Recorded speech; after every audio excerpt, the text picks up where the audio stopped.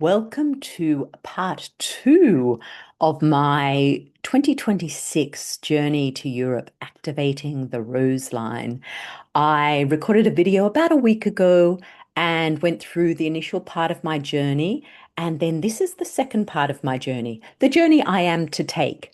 And part of the reason I am sharing this, because I do this every year. I go to Europe, I hold retreats, I do my own personal retreating as I explore sites and follow the calling of the land to different places where I feel to be. Sometimes it's just a personal journey, and other times it is once I get there, I realize it is to actually bring a group or perhaps multiple groups to that site for to receive the activation of that land and those powerful sites, but also to help activate in our way, activate the grid in that land. And so I decided this year that I would share it with you in advance. And the purpose being that you will receive the activations simply through me talking about it and taking you to these places and sharing why I'm inspired by these places. And just in the hearing of that, energetically, you are part of it. Also, you might like to join me on retreat, or you might like to, if not this year, at some other time. So, this is part of the reason also I'm sharing it because there are many amazing people out there offering amazing pilgrimages, sacred journeys to these places because there are many souls awakening now, remembering that these places are important for them, that these places hold a key for them. But it's all about finding the person that you are in resonance with. This is just vital. And so it's as much about connecting with my energy or connecting with the energy of whoever is guiding the journey as it is about the sites themselves. Because if you are in resonance with that particular, the person leading it, you are most likely going to be in resonance with the other people on the journey. If you are not feeling a resonance with the person facilitating, but you just want to go to that site, chances are that they may also just energetic attraction, the way it occurs, attracting people who maybe you don't feel a resonance with at that time. So I just wanted to put that in there that this is very important if you are considering going to any of these lands. But for today, part two, is the second part of my time there. In part one, I talked about Provence, Magdalene's Provence, and walking Magdalene's Provence, basically. And I also talked about activating your water codes and your priestess of the sacred water codes through the land of Sardinia. So if you're interested in those, I'll put that link below for that video if you haven't watched it yet. Very powerful, and it's going to be very different to today's video. In today's video, I'm going to talk a little bit about my personal journeys where I've been called to go. I also did this in the last video, but also the final two journeys that I am facilitating, one to the Eastern Pyrenees and one to Glastonbury. Now, both of these pilgrimages have something in common. They are both based on what I call the New Earth Triple Goddess. I've been calling it that for 2 or 3 years. And the way that I've identified the New Earth Triple Goddess is the Dark Goddess, the Light Goddess, and the Rose Goddess. And these last two pilgrimages are all about activating that within ourselves. So just to give a little summary of that, I've talked about it elsewhere, but in case you haven't watched any of my videos before, I have realized that so many people, especially when they're on their spiritual journey, women in particular, really love the white goddess aspect. It gets all, this is the woo, this is where you get into the woo and the love, light, and unicorns. Beautiful, important. It is about love and light. Well, and unicorns are important as well. However, we must integrate our white goddess with our dark goddess, and that is where many fear to go. And it's not just about digging up all our crap. It's about being able to sit in the darkness, It's about being able to sit in the loneliness, even to be able to sit in the void, to be able to sit in the presence of death. Because an important aspect of the dark goddess is the cycles of life, the cycle of life, of death and rebirth.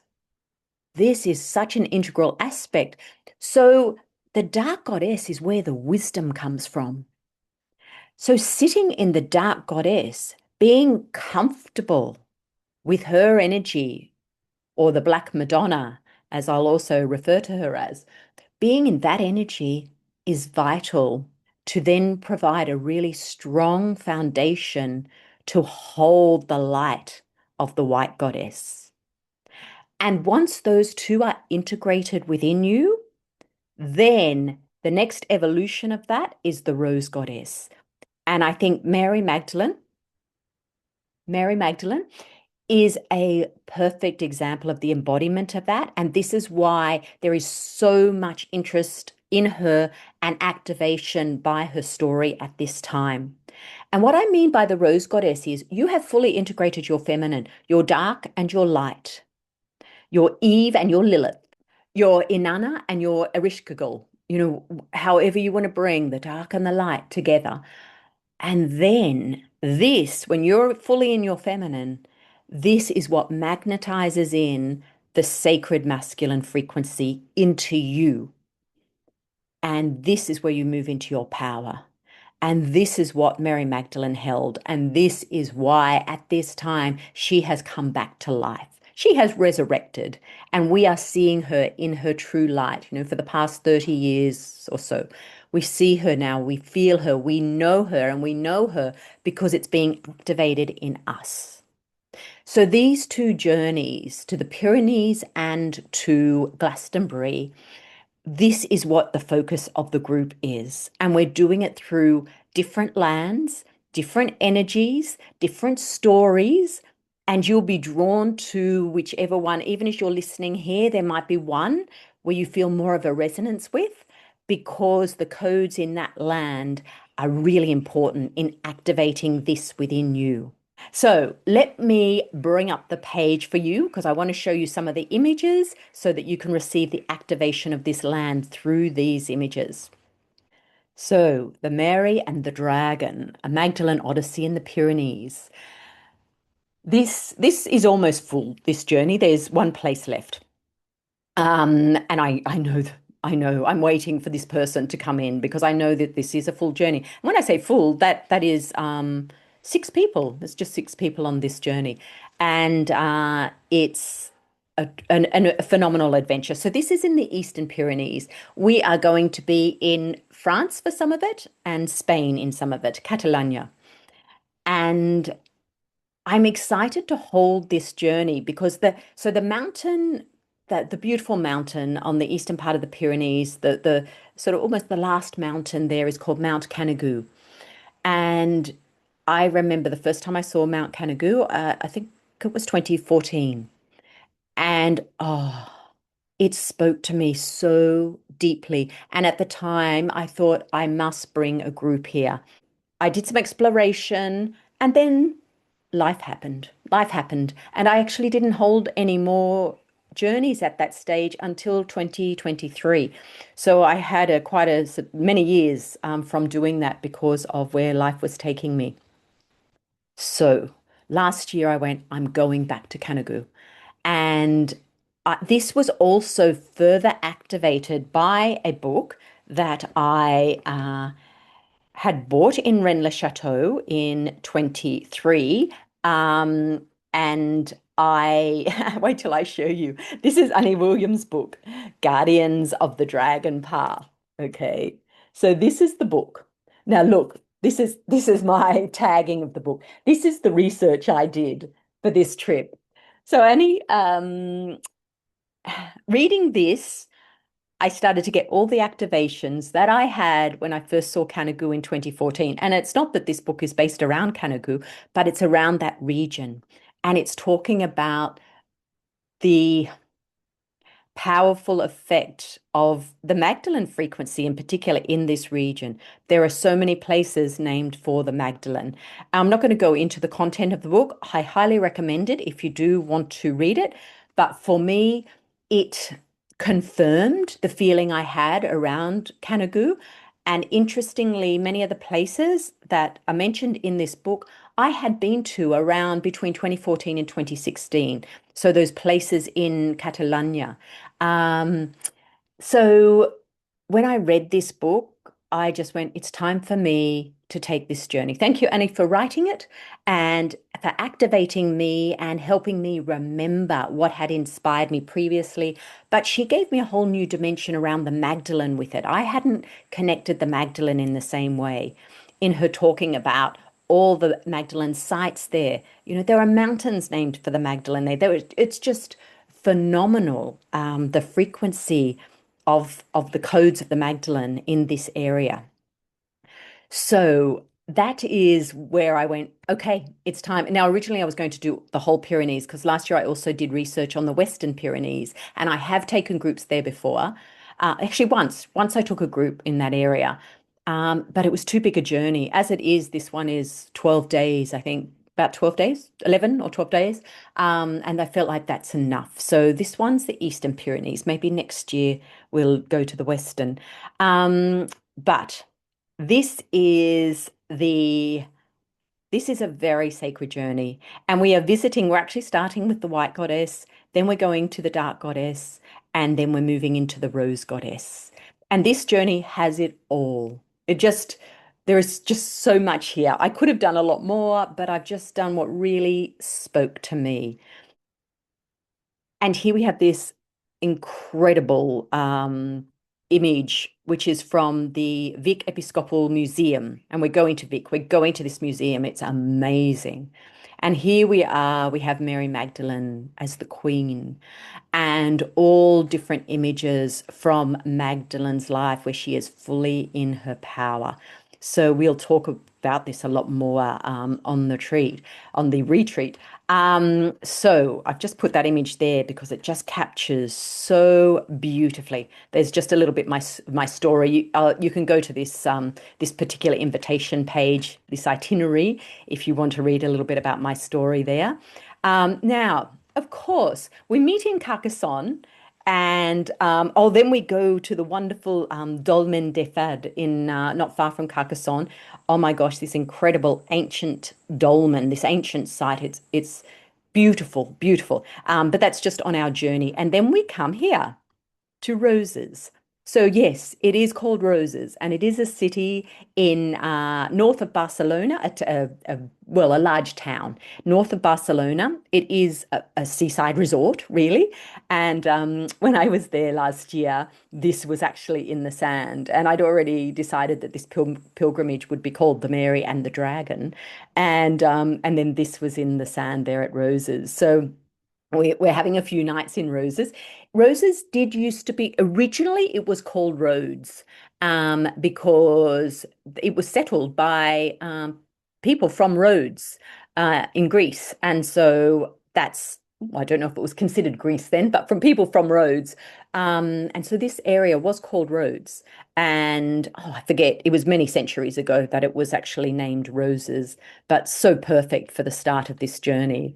So here's the I've got the map here. I was pretty impressed with myself for creating this. So as I said, we start in Carcassonne, the amazing medieval citadel, which many people are familiar with. Very powerful place. We go up to the Dolmen de Fad, and then which is the Dolmen of the Fairies. And then we're going to be traveling down here to Roses, and we will have a few nights in Roses. We will, after our few days there, which I'll go into a bit more because I want you to receive these activations, but we will be traveling down through this is where we go to the Vic, the museum here. We will go to Besalú. We're going to look at the bridge there, Vic, and then we're going up to Montserrat, and that's where we will visit the Black Madonna of Montserrat. And we have a couple of nights staying there on the mountain, which will be really incredible. I did that last year, and just magical. So we'll go from there, and then we're going to wait. We're going to see another Black Madonna here, and this is just a day trip. We're going up, and Oos is where we're actually staying. This is near Mount Canigou, and this is where we will really embody our rose goddess. I'll go, and we're there for the summer solstice, for the amazing festival of St. John. And I'll talk about that in a minute. And then on our way back, we'll go to Rennes-les-Bains. That's where I was saying I'll also have a few nights beforehand and back up to Carcassonne. So this is the journey we'll be taking over these 12, it actually is 12 full days we'll be journeying. So let me just take, oh, I do have a photo of it. This is the Dolmen des Fades. Oh my gosh. So magical. I went there with a couple of ladies in 2023. And actually, it is a card on, let me just get this deck.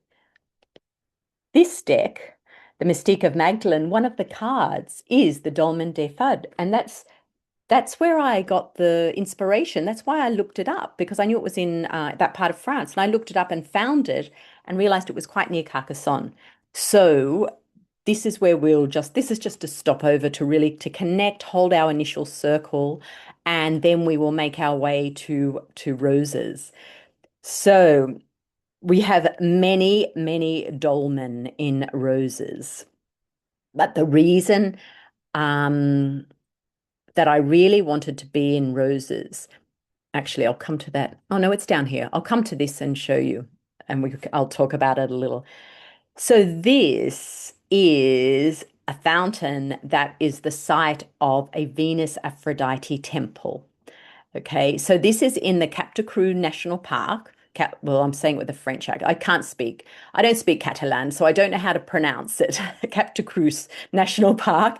And this is at the monastery of Saint Père de Rhodes. So, but the monastery was built over a Venus Aphrodite temple, and the spring is still there. This is the white goddess. This is why I've chosen to start the journey here. And what is so powerful about this is that this site is believed to have been the original start of the Camino before it was the Camino, when it was the way of the stars because of the Milky Way. Yeah, it was the walk of the stars, and it started here at the Venus Aphrodite temple. It was a full goddess, the scallop shell. The scallop shell is the symbol of Aphrodite, and the scallop shell marked the way along the way of the stars. And then it was only when it was Christianized and called the Camino, but the scallop shell was kept as the symbol, which is the symbol of the goddess. So we will go and visit this spring. And I'm very grateful to Annie for revealing this to me. This is how I found out about this, through her book. And so we will go there. So I'm very excited for that part, but we will also be visiting. There are so many dolmen in this area, and this is one that we can just walk to from Roses. It just shows how ancient this land is. It's just phenomenal. So we go, let me see, I'm just trying to making sure you don't miss out on anything here. The amazing thing about this town is there's Roman ruins, there's Greek ruins, Visigothic, and then of course the ancient ruins. And oh, there is so much in this land. It's just a melting pot, and the energies are huge. And here we are. I was actually walking down from the dolmen, and here's a view of Mount Canigou with a little bit of snow on top. This was early June, so there was still a little bit of snow on Canigou at that point. There probably won't be by the time we're here this time, but you just never know. So then we go to a nearby town, or a nearby the ruins of Empúries, I keep trying to say it with a French accent, but it's, as I said, no. So if you speak Spanish or Catalan, excuse my pronunciation. Okay, and so here again we have the Greek ruins, the Roman ruins. Like, look at this, the from the Romans, the flower of life. This was the floor of a villa that's still at these ruins. And there is also a, just near all of this, here it is here, these are the ruins of a Magdalene church, which is dated, let me just check in what I've got, 370 CE, possibly the oldest known site dedicated to her, certainly in this region. So this was a really powerful place to visit. And this is just near Empuries here. There's so many sacred sites around this place. And oh my gosh, I'm just getting so excited talking about it. And also at this site, you have temple remains to Artemis, Isis, Serapis, Asclepius. So all at this site. It's just phenomenal. Here's a view down here of this site looking out over the ocean or over the sea. So we have these amazing places. This is the monastery of Saint Pierre de Rhodes that I was talking about. And that little spring I showed you is just down the side, hidden here. Incredible. The monastery itself, though, is phenomenal. And underneath there is an amazing crypt. Amazing. I mean, the crypts are always the sacred places, aren't they? That is where you feel the dark goddess energy in those crypts. Magical.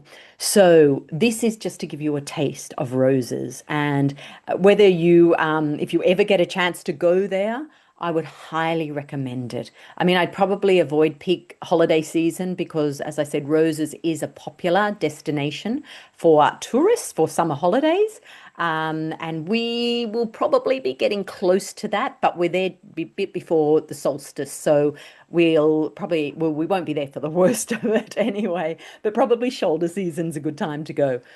So that's just giving you a taste of Roses. And then, of course, from there, we go to Montserrat. I have been to Montserrat two or three times, and every time it's just as powerful. When you approach the mountains, Montserrat means serrated mountain, and they're like these serrations in the, is that a word? Of the mountain. And seeing it from a distance, you can feel the power of it. Many people do a day trip from Barcelona to go to Montserrat, but to stay on that land is absolutely incredible.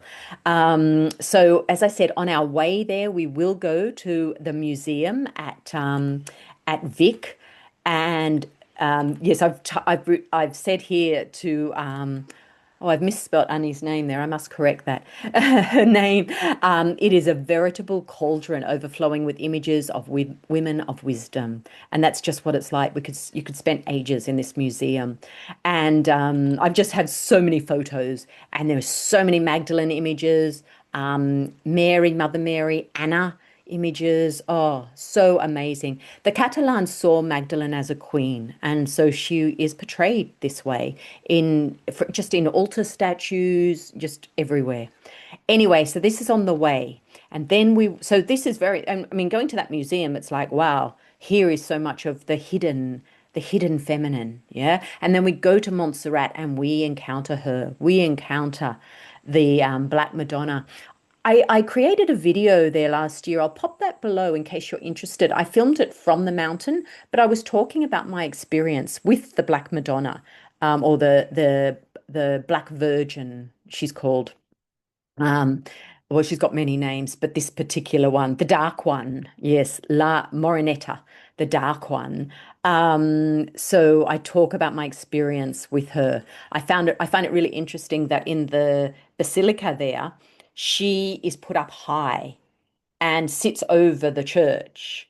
And it's like, that's not the place for a dark Madonna. Like, that is not the place, but that is where she is. And so, this is from a walk I did in Montserrat, just looking down over. This is the church and the sort of little village almost that's been created around it. The monastery is there. I mean, Montserrat is a monastery. That is actually what it is, and it's still a working monastery. And a part of the singing, you might have heard of the boys' choir, and we will be going to listen to the boys' choir. There's also all the monks. There's a whole monks' choir there as well, and it's quite beautiful to hear them singing. And so it is a working monastery, though, so that's extra special. Now, here is my beautiful friend Montse, named for the mountain. She grew up just down below the mountain.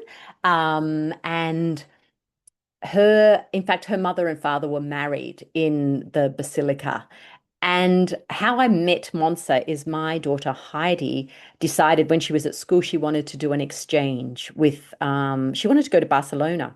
And my kids were at a Steiner school, and so I emailed the Steiner school in Barcelona or near Barcelona, and Monse ended up replying, and so Heidi went and stayed with Monse and her family, and their daughter Laura came out to Australia at different times. So the girls were together all the time. And so because I was visiting Spain a little bit in that time, so I got to meet them and had a beautiful relationship with Montserrat. And then we weren't in touch for a few years. And last year when I was there, I messaged her and I said, Montserrat, I'm in Montserrat. And she came up to visit me. And she was telling me all of these stories about the monastery that don't make it into the guidebooks. They were fascinating. And so I invited her. I said, would you come when I have my group and you can share some of these stories? Because most people don't get this insight into Montserrat. So she is, which I'm very excited about. Well, she said she will. So hopefully life something doesn't come up for her and she is able to come and share her wisdom. She also has a friend who knows a lot. And so she said she may also bring her friend. So we're going to get an extra special taste of Montserrat with that. Otherwise, though, in Montserrat, we will have quite a bit of time alone to integrate, to sit with the Black Madonna, to go and sit in the basilica, to just be in our own space and have our own journey with her. So even though there are a few things I would like us to do as a group and a couple of walks, there are ruins of a Magdalene site there. So there were a few things I'd like us to do as a group, but it's really important for me that we have time alone to be in the energy, especially when the tourists have all gone, the day trippers, and it's much quieter. So it's just incredible. So that's our time in Montserrat. So I would love to know if you're listening to me and you've been to any of these places, please share your experience because I know a lot of people are drawn to Montserrat. So you may have been there. Um, or if you're really feeling a call and it is on your wish list. So I'm hoping I've inspired you a little more. Okay. So this is a part of Montserrat, a walk that we can do, and actually it goes into an area that's sort of slightly cave-like in the inside of this church, and it's said that that's where the Black Madonna was found.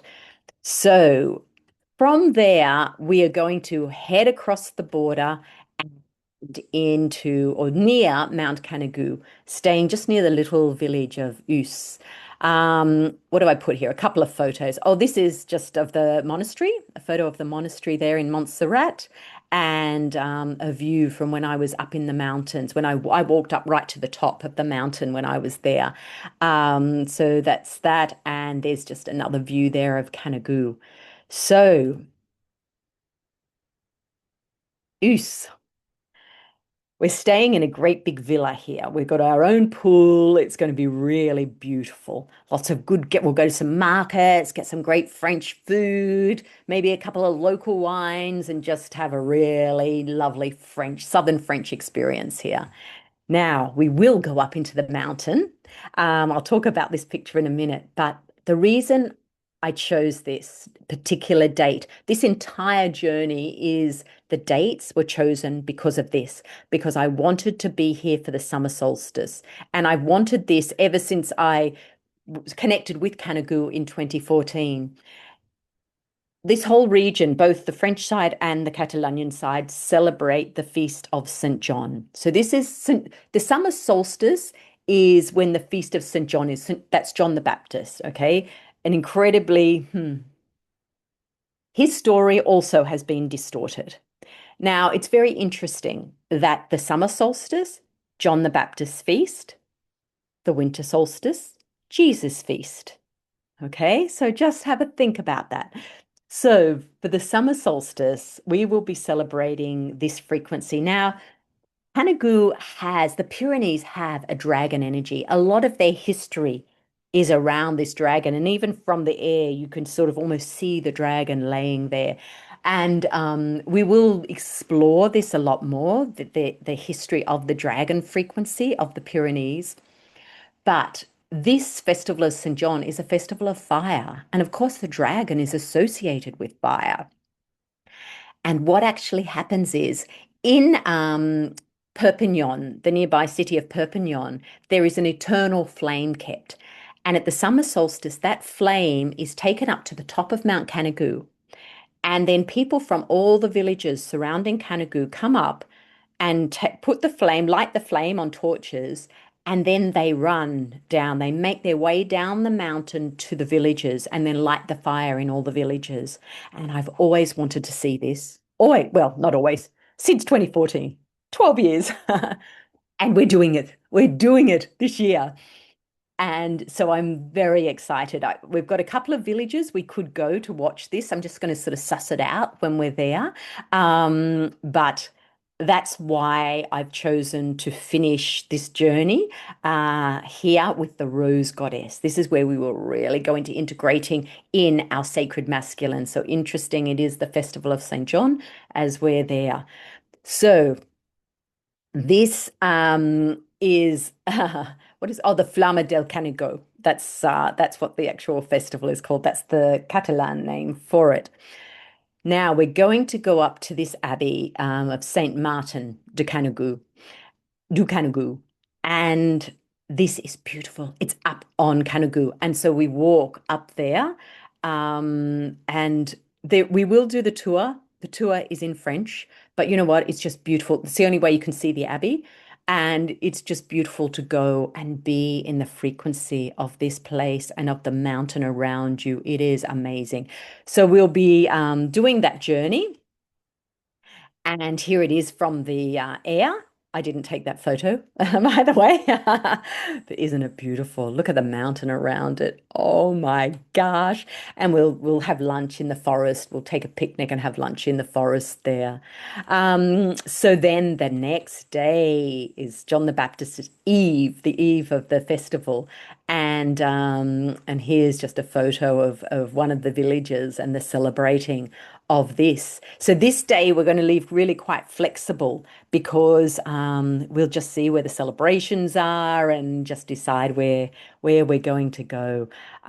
We will be holding, one thing I haven't mentioned is all these places we're going, we will be holding circles, sometimes on site, sometimes in our space, depending on where we are. So, there will be personal activations, there will be meditations, there will be channelings. So this is all part of it as well.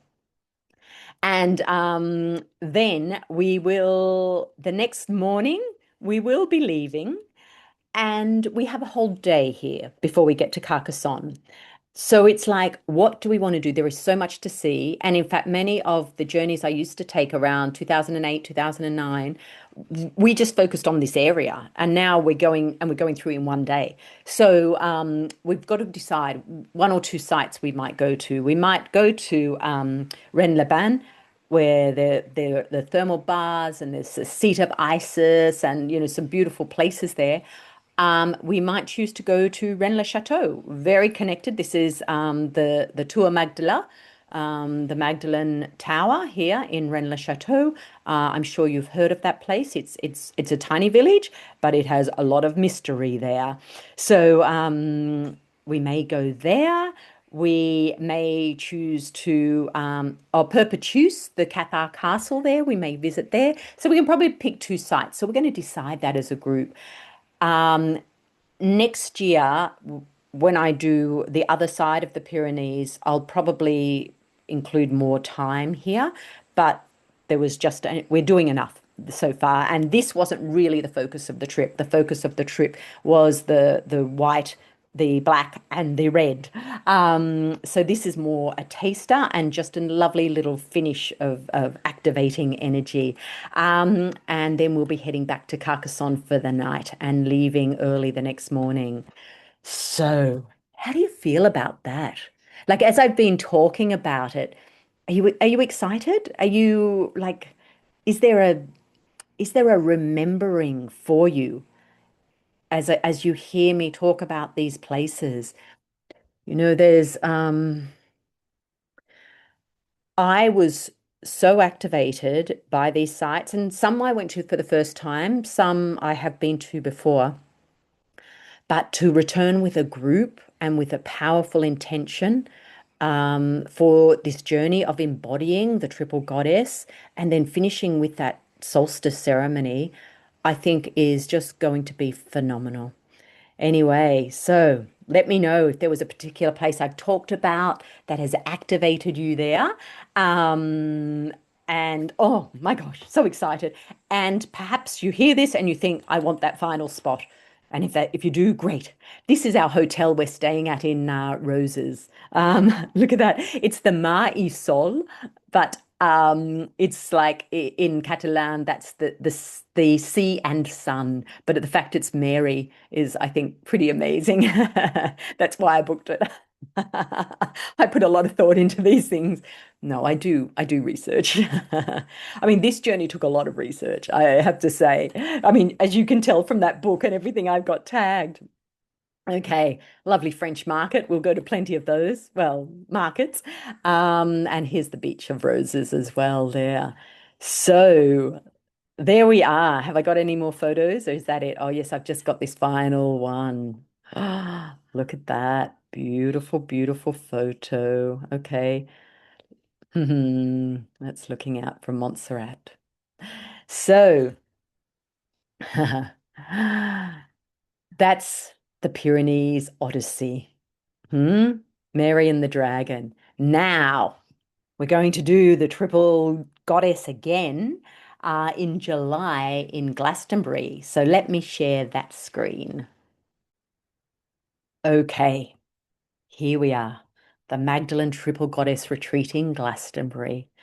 Now, I chose last year to hold this retreat in Glastonbury at the time of the Magdalene Feast Day on the 22nd of July.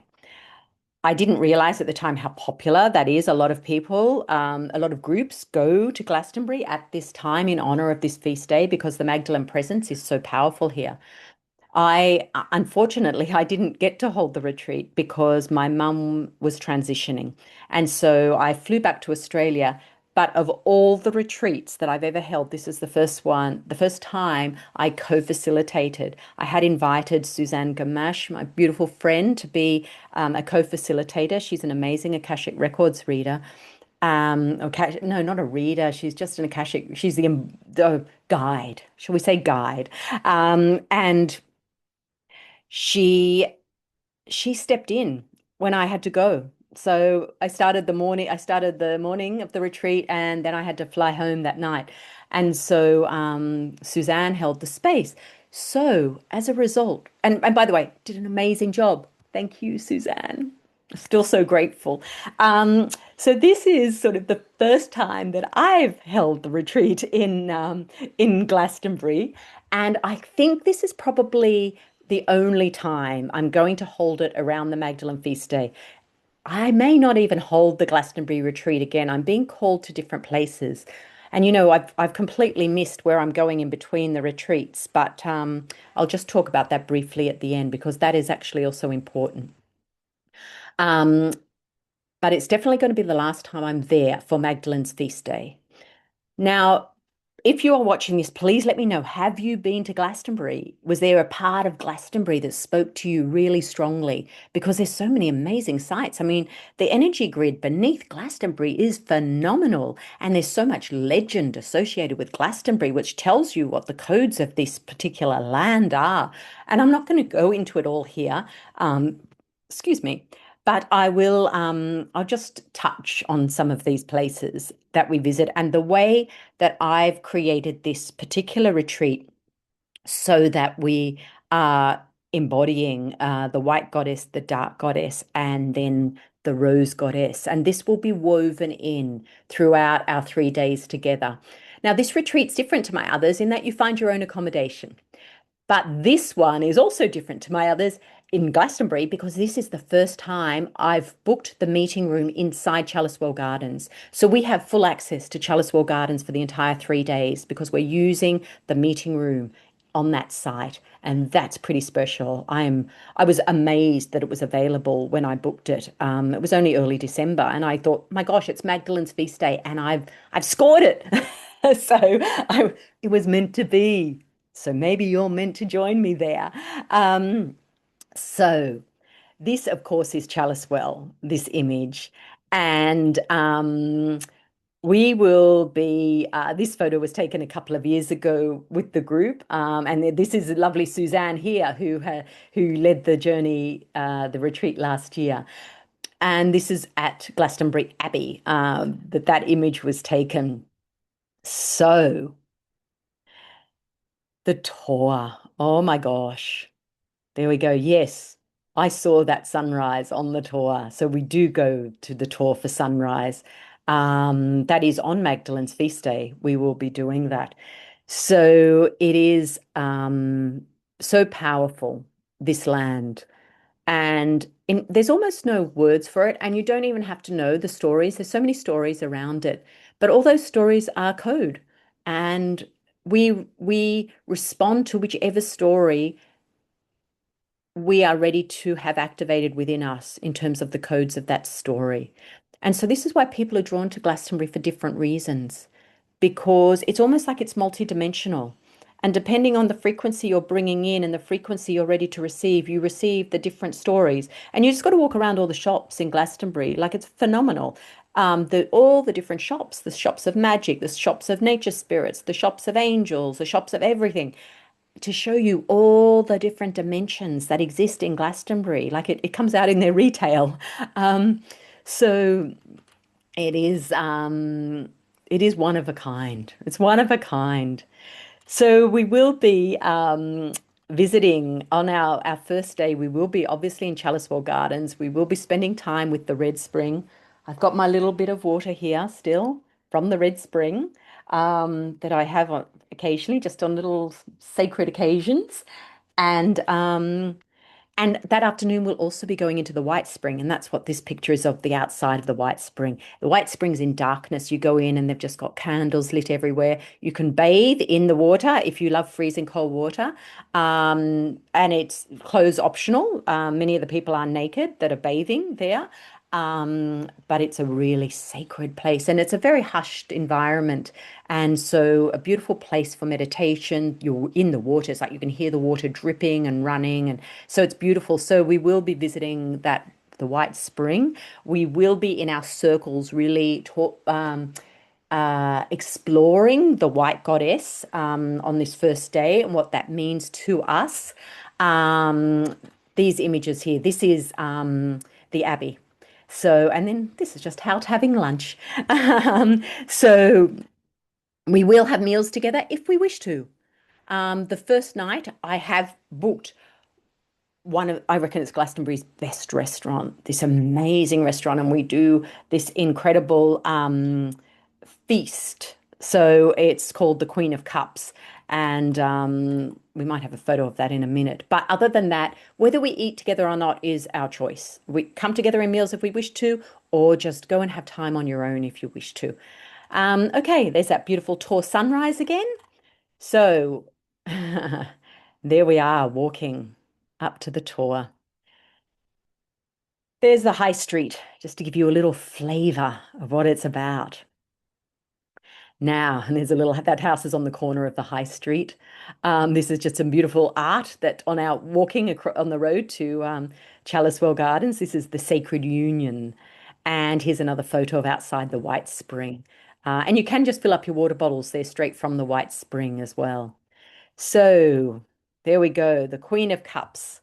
That's on the opening night. And then the next day, the White Goddess. So here we will do a circle. Um, The beautiful thing about being on site is we can almost like suss out when the gardens are really quiet and just go out. So, and avoid like when they're busier, we can just go in and have our circles indoors. So we will be around this sort of beautiful. I mean, this is the Vesica Pisces is such a symbol of Chalicewell Gardens, and you saw it on the lid. It's on the lid of the of Chalicewell, and here it is again at the Vesica Pool. So we will explore that part of Chalicewell Gardens. We'll of course go to get our red water from the Red Spring here out of the mouth of the lion. And I've got the whole story here, so you can come and look at this page if you want to read more about it. And then in the afternoon, we'll go to the White Spring on that first day and then back for another circle. The White Spring's right next to it's just outside the wall of Chalicewell Gardens. So basically, the Red Spring and the White Spring, very different types of water, and they're pretty much both running beneath this land. So, it's almost like we have the red and the white there. It's amazing. So, of course, Magdalene's feast day is the day we're going to honor the dark goddess.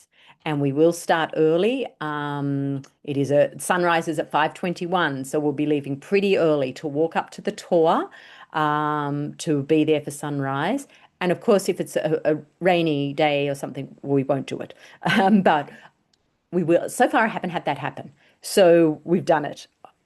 Last year it might have actually, but I wasn't there. I'd gone by then. But otherwise, when I've been there, we've been able to go and watch the sunrise. So we will be doing this, and then we will be going back to.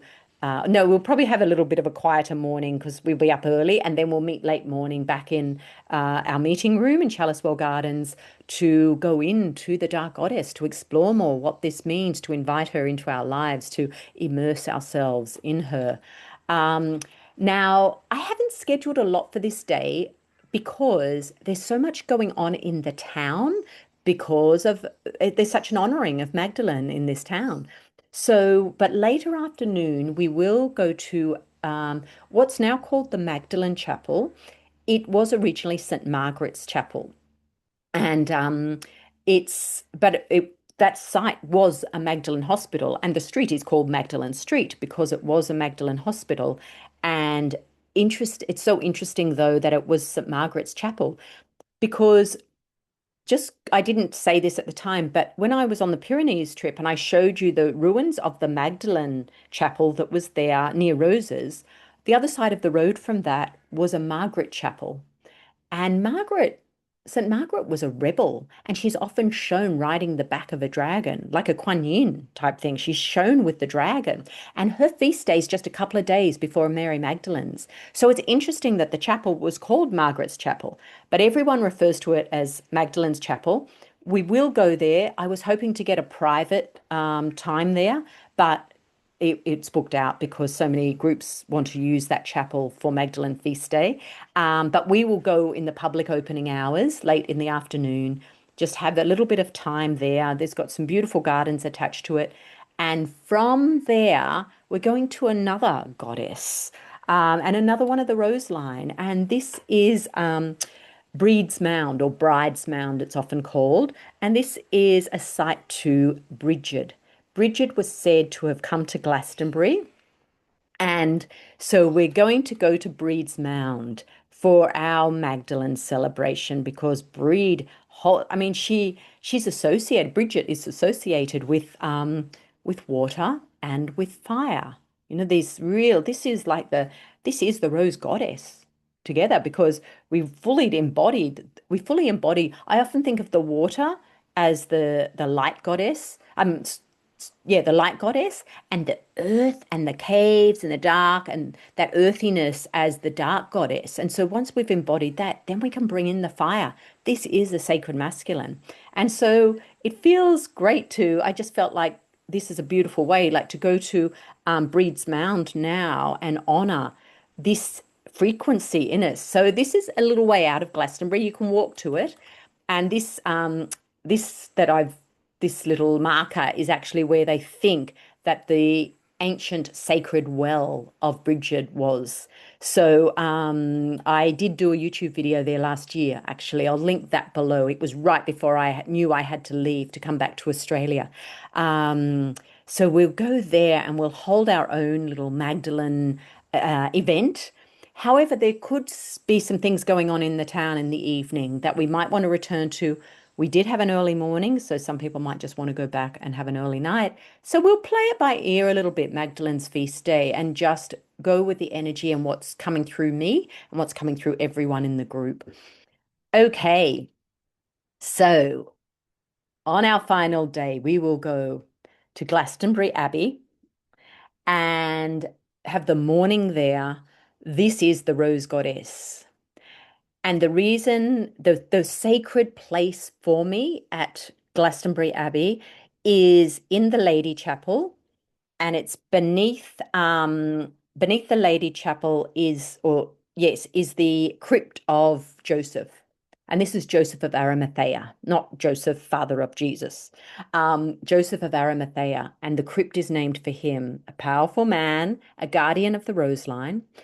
And at the altar in that crypt, which is still there, the altar, there is an altar there. That is where the Michael Mary lines cross. It is such a powerful portal. For me, it blows me away every time. If you've ever seen, I had some photos done there and I use them sometimes for my images, and it's me on an altar with my hands on the altar. And and I'm just sort of staring straight at the camera. And that was done there. That was taken at that altar. When I was there last year, they had it cordoned off. You weren't allowed to go and stand there. And but standing there for me was always so it's a powerful, powerful place. So we will go there on this morning. Then we'll go back to our Chalice-Well Gardens and we'll focus a little bit more in the gardens on the Red Spring and these iron-rich waters and activating the Rose Goddess within ourselves through that. We'll hold a sacred circle around embodying and activating our Rose Goddess. And that will be the completion of this amazing Glastonbury retreat. It's really, even though it's the same places, except for Breed's Mound, I haven't taken a group there before, but it's different. This is different this year. And I think it's because we're going to be on this sacred ground of Chalice Well, holding this energy. So it's amazing. Here's Suzanne actually in Chalice Well Gardens. And there are any more? No, that's all the images to show you. So this one's £888 for this retreat. So there's still quite a few places left on this retreat. You don't, I think a lot of people have told me they're interested, but I mean, life at the moment, it's a bit tricky, isn't it? Because it's really hard to make plans. I've changed this journey so much, not the actual journey, the retreat part, but what I'm doing around it. And I think a lot of people have said, I'm just not sure yet. I really want to come, but I just don't know what's happening this year. And I completely understand, completely understand. Now, my only thing with this one is because you're booking your own accommodation, and because Magdalene's feast day is a very popular time in Glastonbury, maybe not quite as popular as the music festival, but still very popular, that accommodation will go. So if you want your choice of accommodation and you're really feeling a call to this retreat, I would book in sooner rather than later, just so you get your accommodation. But the lovely thing about Glastonbury is pretty much everything's in walking distance. And that's why I've just done it this way, where everyone can have their own space. Um, so this is Glastonbury. Is there anything else for me to say about it? Um, no, I feel like this is all. I feel like this is all. Oh, I will say last year, actually, Cheryl Yambrak Rose, who did this deck, had an exhibition on over the Magdalene Feast Day. And so we were able to see some of the paintings from her new deck and meet her, which was just such a delight. So I'm hoping she does that again this year. So there are things like that going on at this time. So it's why it's such a magical time to visit. Um, Now, I was also just wanted to fill you in on where I'm also being called, and this came to me in December. It was a bit of a surprise, but I'm being called between the Pyrenees retreat and Glastonbury to have a couple of weeks in Scotland. I have been to Scotland, I think 3 times, and every time was to visit Rosslyn Chapel just outside Edinburgh. And the second time I went to Rosslyn, I also drove across Scotland to go to Iona. I was really called to Iona. But that's actually, oh, I have been in there once before with Mark, who was my partner who lived in England. And we did go up to Aberdeen at one point and stopped at Stirling. So I did go to Scotland then as well. But otherwise, I've not really been called there, even though my mother, who passed last year, was a Stuart, and we have her family tree right back to the daughter of Robert the Bruce, Marjorie, who married into my Stuart lineage, and I have the family tree right back to there. And so I don't know if it's because of Mum passing. Um, Mum never went to Scotland, but I've suddenly, and she's like fourth generation Australian. But I just got a call. I have to go to Scotland. And it's partly because I've had a very big resurgence of Templar energy within me since Egypt and diving back into a lot of Templar research that I was doing around 2006, 2007. And so I'm being called back to a lot of Templar sites. And so I suddenly went, I have to go to Scotland. I want to go to Templar sites. I want to go to some of the castles that these ancestors of mine were born in and where they were buried. And I want to go to some of the magical ancient sites there. And so in a matter of 2 or 3 days, I pulled together a 2 week itinerary and it was like, this is where I have to go. So that's a personal journey. I don't know that that would ever turn into a group journey. It doesn't feel like it at this stage, but I never know. But it's certainly a very strong personal journey. So I'm going to do that prior to going to Glastonbury and then have a week in Glastonbury on my own before the retreat begins. Um, and so that energy will also feed into what I bring into Glastonbury. So it will be a powerful time. As I do every year, I will be creating YouTube videos as I go, and I'll also be probably do a meditation series like I've done previously, so I can bring you meditations from the land on these sites. So, but for now, I wanted to share all this with you. These two journeys, the fact that they are about this triple goddess, this new earth triple goddess, which we are all embodying because it's through the embodiment of this that we can actually create new earth. And so this is why I felt so excited to share these with you and share these codes with you and these activations with you. So please, below, share with me what stood out for you. Have you been to these places? Are you called to go to these places? Maybe you'd like to join me in these places. And I would also really appreciate if you wanted to share these videos with anyone you think would be interested. Please like the videos. I haven't mentioned for a while that I no longer monetize my videos. And so I just don't want the disruption of ads that are out of an energetic alignment with what I'm sharing. So I no longer do that. But for you to comment or to like or to share, it actually gives me a beautiful exchange of energy. So if you feel to do that, I do appreciate it. Um, I hope you've enjoyed this little journey through Europe, the activating the rose lines of Europe for 2026. You will be getting a lot more of it from me.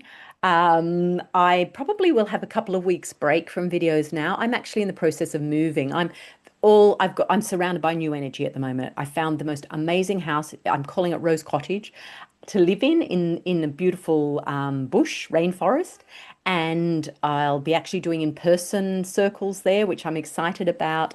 So I moved there next week. A new car came across my path as well, so it's all new for me, and that's all happening at the moment. So and I'm having to furnish this place. I haven't had my own place for a long time. So my life is full. So I may not create a video next week, but there's plenty here for you to digest anyway. And once I'm settled in my new rose cottage, it's nothing like an English rose cottage. I can assure you it's very Australian, but it feels like a beautiful, sacred space for me to be in. So once I'm there, I will start creating videos again, bringing through the beautiful energy of my new home and this land.